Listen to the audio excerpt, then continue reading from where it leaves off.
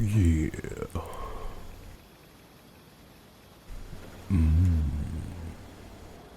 But we're getting ahead of ourselves.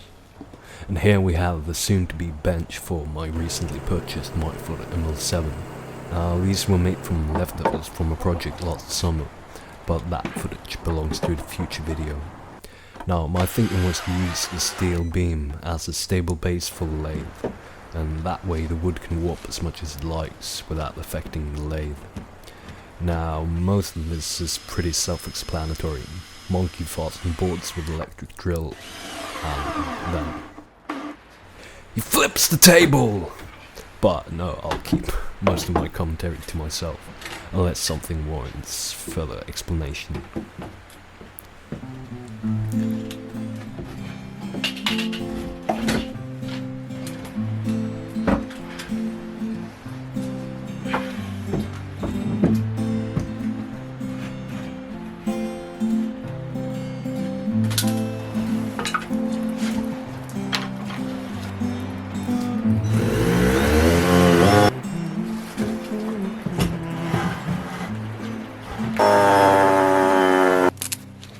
Here, I'm marking out what's going to be the standoff under the feet of the lathe. It's going to make more sense when we get to the chip tray.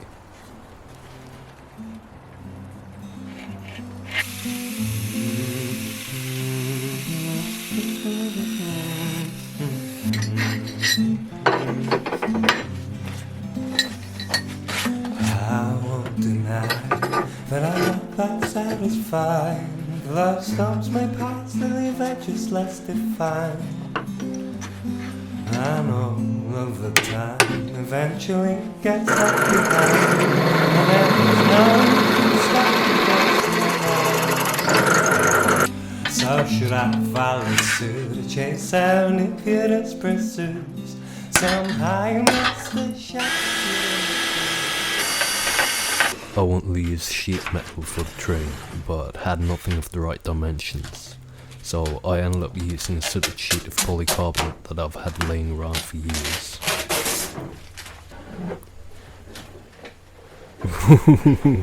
Thinking I noticed a slight tremor in the knees there, lad. But to be fair, that's about 190 pounds or 84 kilograms. Not sure what I weigh myself, but it's definitely less. Hopefully life in the woods will turn me into an ant.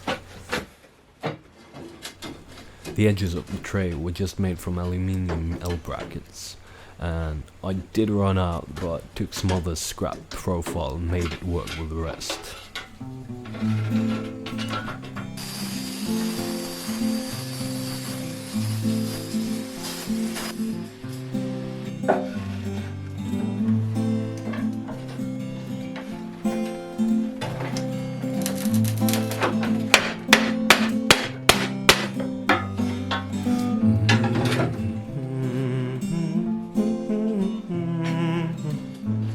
Now, these are supposed to become drawers.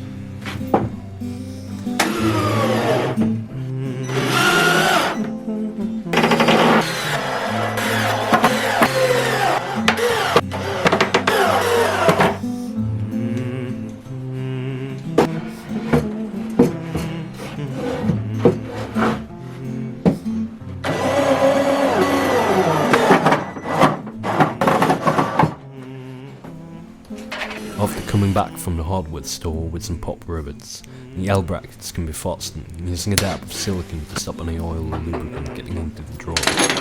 Some of you may have noticed the board across the top of the drawer. That wasn't there before. Well, that footage is lost and both you and me will have to live with it.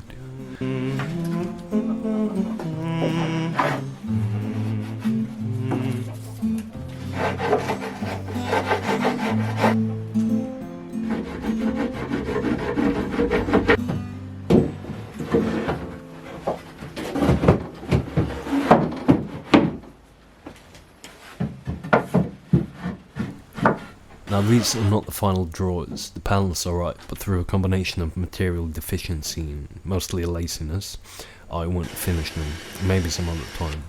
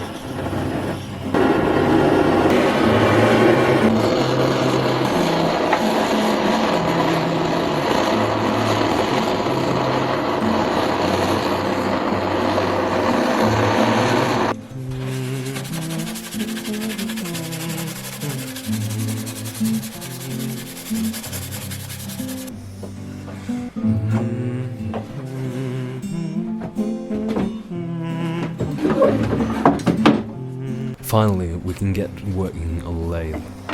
Now, when it comes to mechanical things, I'm usually of the philosophy that you can just stop picking things apart until you find something that looks wrong. If you don't find anything that looks wrong, degrease, regrease and put it back together. More often than not, it will do the trick. Now, this does require some understanding of what lubricants are appropriate for what application, but for things moving fast, like mineral oil, if it gets hot, it's too thick. I believe ISO 32 hydraulic fluid is recommended for the Myford spindle, but for the gear train, you want to use something a bit thicker. Moly grease is probably the way to go, but I ended up trying with PTFE, as it's somewhat less messy. If I find any problems with PTFE, I'll put it down in the comments.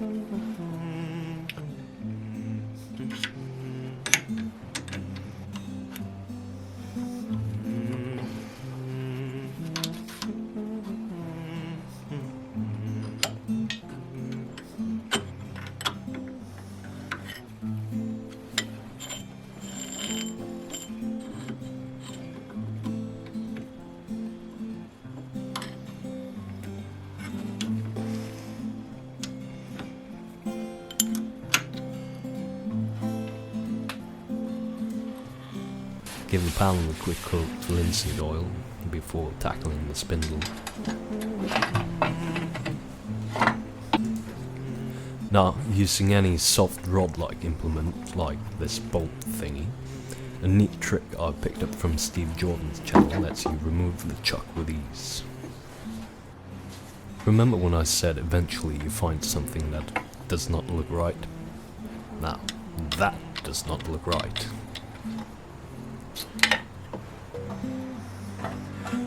I won't deny that I'm not that satisfied. Love storms may pass, they leave edges less defined.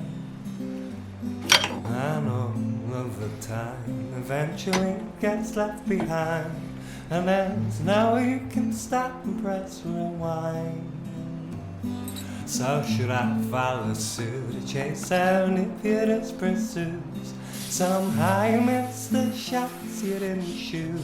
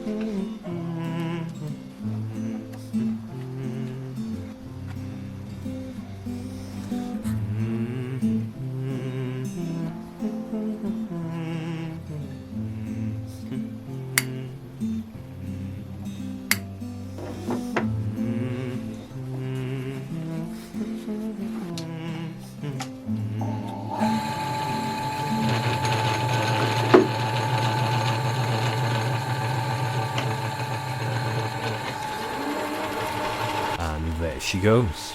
I did some tests and leveled the bed to a degree, but I was super impatient and just wanted to make something simple.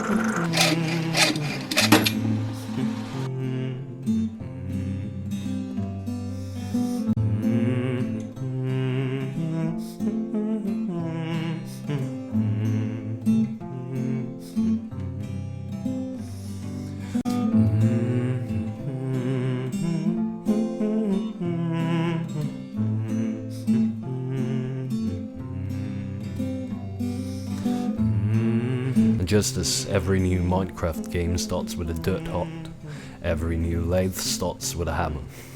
Thanks for watching.